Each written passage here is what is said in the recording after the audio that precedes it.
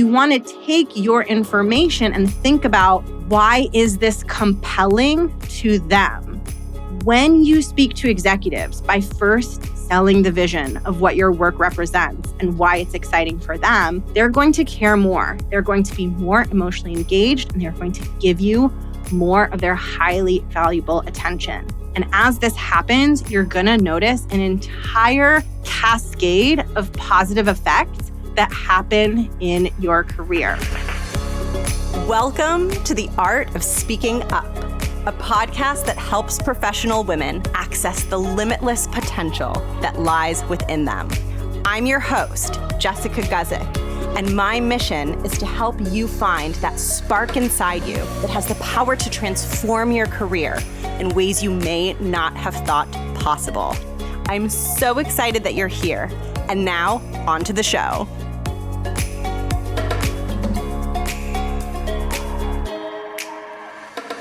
Welcome to the show. Thank you so much for tuning into the podcast. My name is Jess. I am the host and creator of the Art of Speaking Up podcast.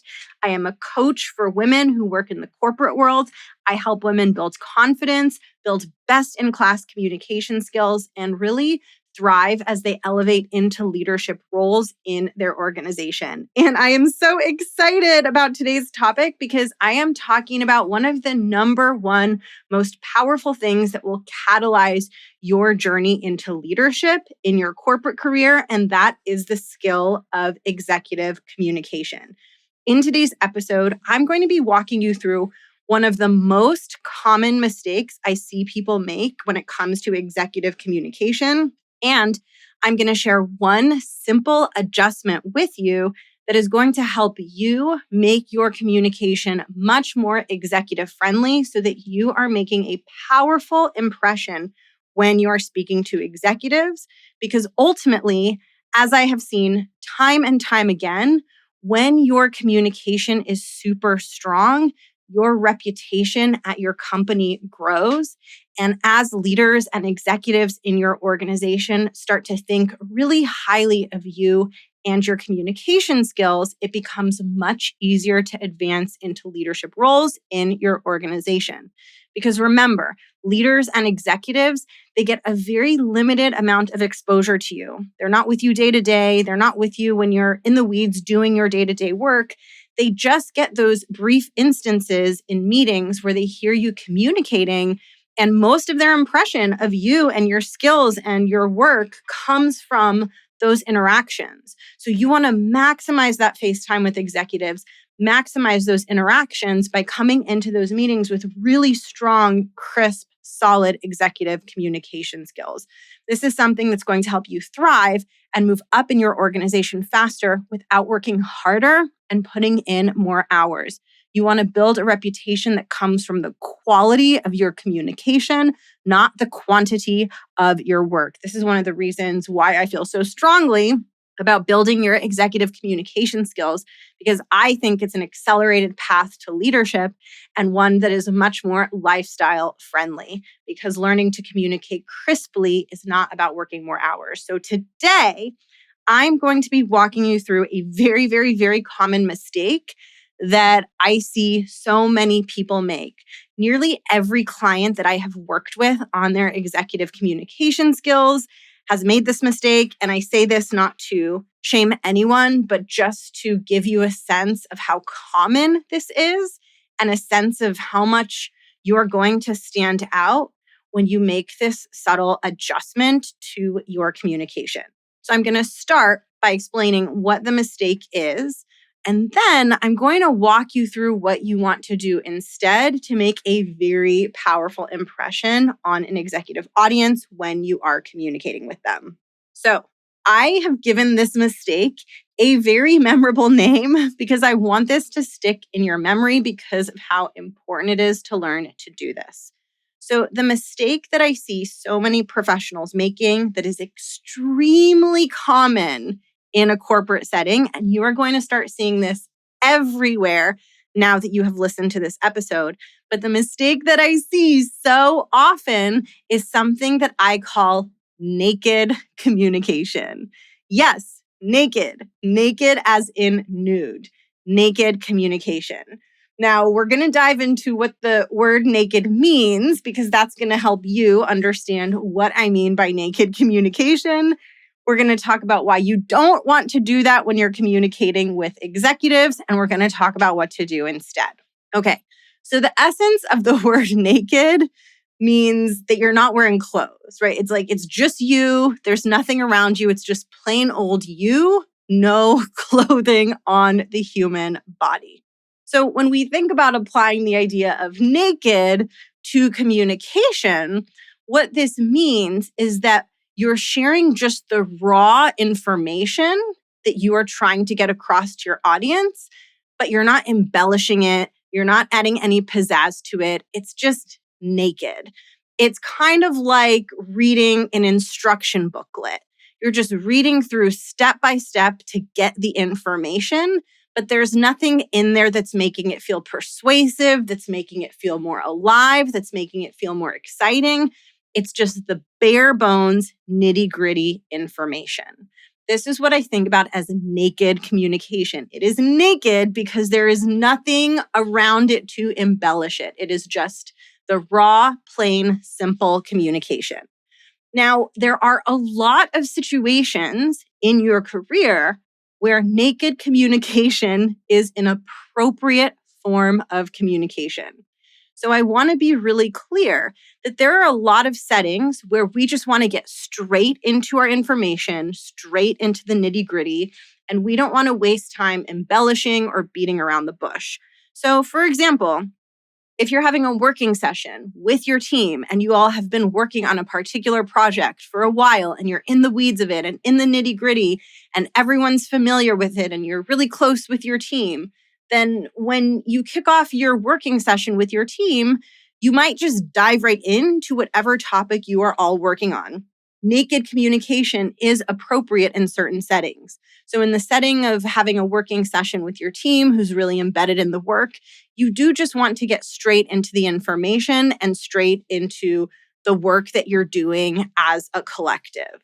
That being said, naked communication is not appropriate in settings where you are sharing updates and key information with executives. And this is incredibly important for you to understand because most people, because they're so used to naked communication in all of their other meetings, and because they're so used to diving straight into the content, straight into the topic, not giving any sort of context, not being persuasive, not adding any sort of pizzazz or sparkle, because they're so used to just getting straight into the nitty-gritty of the communication, they do that when they're speaking with executives. And when they come and they bring an update to an executive audience, or they have a proposal that they're sharing with an executive audience, they tend to communicate in a way that's naked. In other words, they jump straight into the topic. So they would kick off their meeting saying something like, "Thank you for joining. Today I'm going to be walking you through our Q3 marketing proposal." Or "Thank you for joining. Today I'm going to be recapping our Q4 financial results." Or "Thank you for joining. Today we're going to be working on the new design of this new marketing team that we're going to be building out," right? So they just dive straight into the topic. Here's the problem with diving straight into the topic, and here's the problem with naked communication. I'm going to be making myself laugh every time I say that. It makes me giggle. But here's the problem with using naked communication when you are speaking to executives. Executives have information coming at them all day long. So when they come into your meeting, there is a very high chance that they're in a state of information overload. I want you to think of a time where you studied a lot for an exam. Maybe you even pulled an all-nighter and you spent so much time reviewing your content, memorizing, reading outlines, learning new information. And I want you to think of that feeling that you feel right before you're about to go into the exam and all of that information is in your brain. And I want you to imagine how stressful it would feel if you're about to sit down and take the test and someone came up to you and said, "Hey, I know that you memorized all this information, but I have a new topic that I just found out was on the test, and you need to really quickly review it and memorize it before you take the test. You would feel so awful because your brain is so full. You're just trying to hold in all that information. And then all of a sudden, this person is coming up to you and they're literally telling you that you need to know more, that you need to dive into more information when your mind is feeling so saturated. So I really want you to think of that feeling. And just a really fun, quick side note and aside on this. I went to Columbia Law School and it was a very competitive academic environment. And people would literally do that I didn't do that, but I was the recipient. I would be like studying and making my outline for the exam. And someone would come up to me and be like, hey, did you add this to your outline? Do you know that our outline is this many pages long? And it was wild. It was so not my style. But that example really reminded me of that.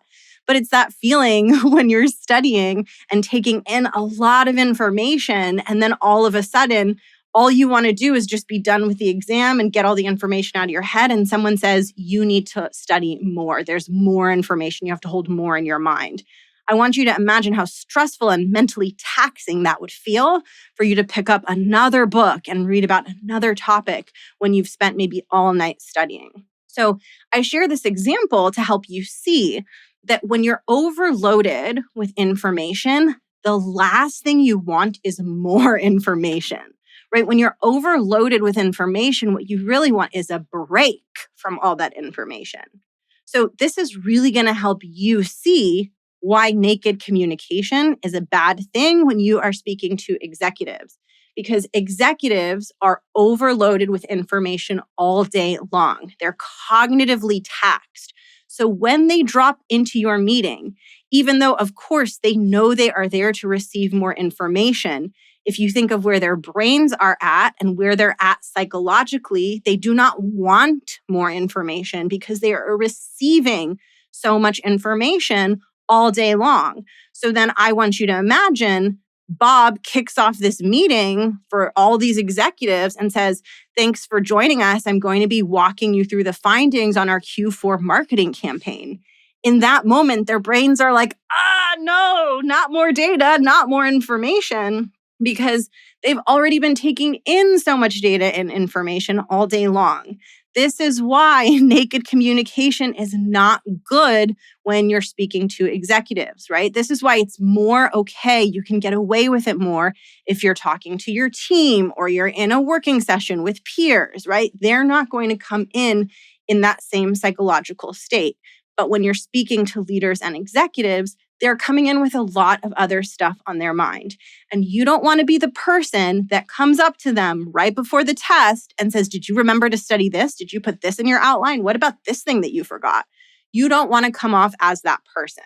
Instead, you want to do the opposite, and you want to interrupt the continuous stream of information that they are receiving by dressing up your information in a beautiful gown.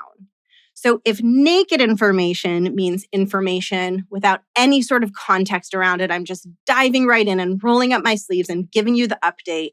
If we think of naked information as that, I want to contrast that with taking your information and putting it in a beautiful ball gown so that it's no longer naked, so that it has something around it.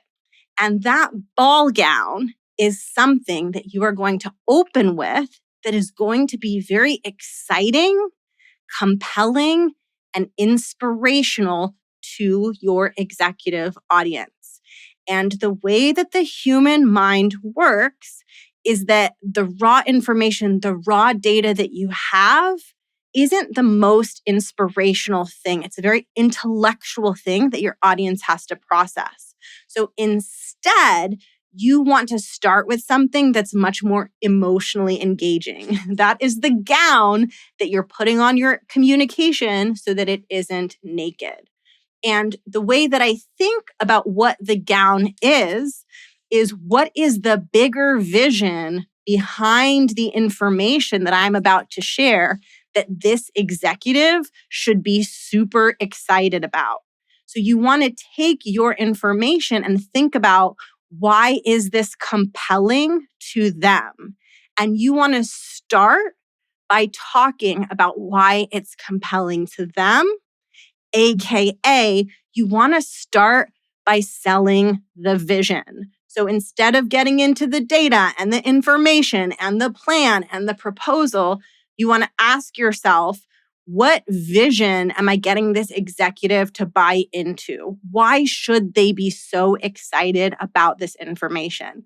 So, for example, if you're sharing a marketing plan with them, what is going to be the impact of that marketing plan on your company? Is it going to help grow revenue? Is it going to help with profitability? Is it going to make investors super happy? Is it going to help your company reach their Q3 goals?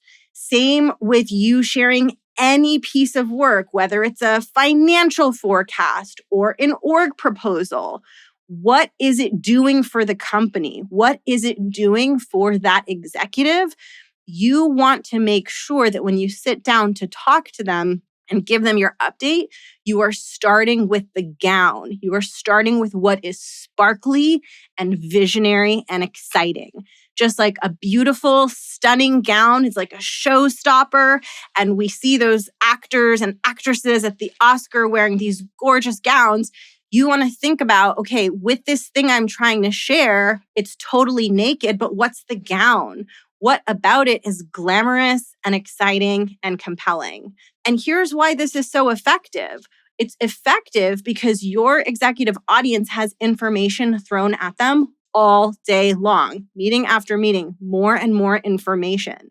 When you come in and you open with the bigger vision and you talk about what's exciting and compelling to them, and you put a beautiful ball gown around your naked information, you are going to be an interruption in their day. You are going to be a moment in their day where instead of being taxed intellectually, they were engaged emotionally. You're speaking to them on a deeper emotional level about what they are excited about and what is compelling to them. This is going to have them paying much more attention to your work, engaging much more deeply in your meeting, and feeling much more excited about you and the work that you're doing because you made the effort to take your communication from naked to being in a beautiful gown. And the wonderful thing about this executive communication skill is that as you learn to do this, you begin to see that there's only a small handful of things that your executive audience cares about. So let's say that we're going to dress up your naked communication in a gown. The thing that makes this easy and the good news about this is executives are only interested in a couple different styles of gowns. So you don't have to really worry so much about other type of gowns. And in general, whatever that executive's KPIs are, whatever vision they're focused on creating for the company is the gown that they want to see. So once you understand what matters to them and what makes them tick, you can dress up your naked information in that gown. And instead of opening your meeting by saying, hey, I'm going to walk you through this proposal, or hey, I'm going to walk you through the org redesign, or hey, I'm going to walk you through our financial forecasts, you would open by saying, I'm looking forward to today's update. What I'm sharing is going to help us contribute to our revenue targets, or I'm speaking to something that is going to help us with our growth initiative for the second half of the year, right? So you really want to think about how can I open in a way that's compelling to them, and how do I make sure my information isn't naked? You don't want your information to be naked because you're going to get less engagement from your stakeholders. Now, the cool thing about putting a gown on your communication is that it has this really beautiful upward spiral, like trickle down effect on you and your career path. Because typically, when you speak to executives in a way that's compelling to them, and you're selling the bigger vision to them, and you're talking about what's exciting before you get into the information and the nitty gritty, what happens is they're more emotionally engaged, they're more excited about it, so they're going to pay closer attention. Our unconscious mind, we don't always decide this consciously, sometimes we do, but a lot of times our mind is making an unconscious decision And that decision is, how important is this? How deeply do I want to pay attention? And when we deem something highly important, we pay close attention. When we deem something less important, we pay less attention. And this often happens unconsciously, so we could have the best of intentions to be present and paying attention to what someone is sharing with us. But if deep down we don't really care, it's not going to get our full engagement. When you speak to executives by first selling the vision of what your work represents and why it's exciting for them, they're going to care more. They're going to be more emotionally engaged, and they're going to give you more of their highly valuable attention. And as this happens, you're going to notice an entire cascade of positive effects that happen in your career. The first is you're going to have deeper, higher impact conversations with executives. They're going to interact with you more. They're going to be more present in the meeting. They're going to care more. And when you have those deeper conversations and those high impact conversations where everyone's present and everyone's really in it, that leads to even better side effects. That leads to two things that are so powerful for your career. The first thing that it leads to is that your work and your progress becomes more effective, because the deeper conversations that you have with executives, the more quickly and powerfully your work moves forward. So your execution is going to get better and better. But not only that, it gets even better from there. What is really the true value add, and for me, what really caused my career to take off and helped me become an executive super, super quickly, is when you're having those deeper, higher impact conversations with executives, you build your relationship with them faster. When they're more engaged in your meetings and in conversations with you, your professional relationship with them gets tighter, and it gets tighter at a faster pace. I figured this out fairly quickly. And if you've been in the corporate space, you're probably seeing this too. But relationships have a disproportionate impact on how quickly you advance upwards in an organization. It's not just about how hard you work or the quality of your execution. It's about how many advocates and sponsors you have at the executive level. The more executives and leaders you have who know you and respect you and enjoy working with you, the easier and more frictionless it is going to be to get promoted. And I cannot overstate this. Hard work alone is not enough. And in fact, I don't recommend hard work is the core foundation that you build that gets you to an executive role. It is going to come from relationships. It was my relationships with leaders and executives that helped me get promoted really quickly, that helped me make really big leaps in my compensation, that helped me relocate when I wanted to relocate, that helped me land really good jobs because I had them as references when I was job searching. Tight relationships with executives are the key to rapid growth in your career. And you're going to develop those tight relationships by having really engaging meetings and conversations with them. And if you want to have those engaging conversations with them, you want to engage them deeply in the way you communicate and the way that you share information. So you can obviously see that this is super, super important. And what I want you to take away from this is whatever piece of information you have to share with your executive audience at the next update, that is naked information. And you need to put a ball gown on it. And you need to figure out how you can kick off your conversation with them, not by dumping more data and more information on them. That's what everyone is doing, but instead by engaging them emotionally, figuring out what matters to them and opening with that. Now, you're still going to share your information, right?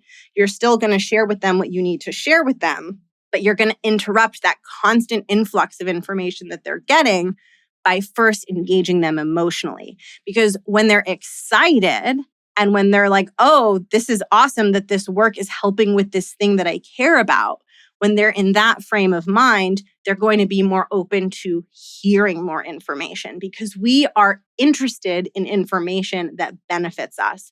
So you really want to show your audience how the information benefits them. That is going to give you permission to then unload and dump more information onto their already very busy, very taxed minds. And you will see that this is going to change the dynamic in your conversations with executives. So just make sure that if you are someone who does a lot of naked communication, that you are not bringing that naked communication into your meetings with executives, because they are receiving naked communication all day long. And you want to be the meeting in their day that interrupts that and reminds them why the work you're doing is so compelling and exciting. Thank you so much for tuning into today's episode. It is such an honor to have you listening. And if you want to go really deep into this and develop a comprehensive toolkit of executive communication skills, you will love the work that I do with my clients in the Art of Speaking Up Academy, where I not only teach you how to sound super polished and super compelling on the outside, but I also help you build confidence on the inside so that your verbal communication style is fueled by a sense of inner strength and a belief in yourself and your own capabilities. The absolute best way to learn more about the Art of Speaking Up Academy and to enroll is to add yourself to the waitlist. The past 3 cohorts have filled up just from the waitlist, and I haven't had the opportunity to advertise them more broadly on the podcast. So if you know that you want to participate in the Art of Speaking Up Academy, I highly recommend adding yourself to the waitlist, and you can do that by going to jessguzikcoaching.com/academy, or I will drop the link in the show notes. Thank you so much for being here. This was so much fun to share with you, and I'll catch you in next week's episode. Bye.